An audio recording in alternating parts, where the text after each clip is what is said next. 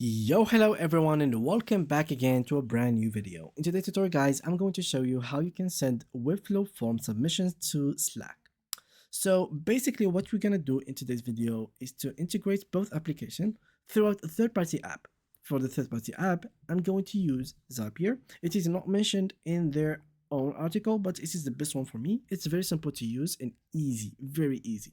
So let's go ahead and go here. I'm gonna go ahead and click on Zapier. So this is how the Zapier website should be like. And then go ahead and click on create a Zap. And from here, what you will need to do, guys, is to go and choose your trigger.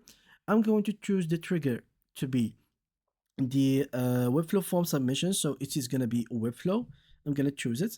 And then I want the Webflow to be sent to Slack. So let's go here and let's simply have them in Slack.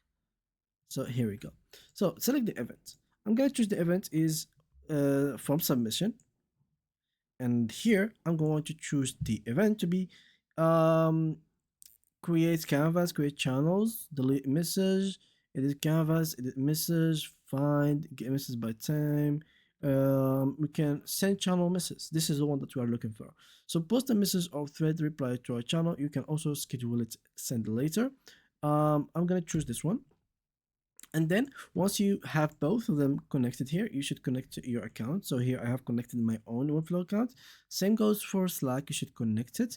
And then you should go through this configuration, like choosing your site, choosing the form that you have, click on continue and going through the test. You shouldn't go through it. Normally it might fail, but you can skip test and it should be good in general. And the same thing goes for Slack. Once you're done, click on publish and there you go. For now, this is completely ready to go.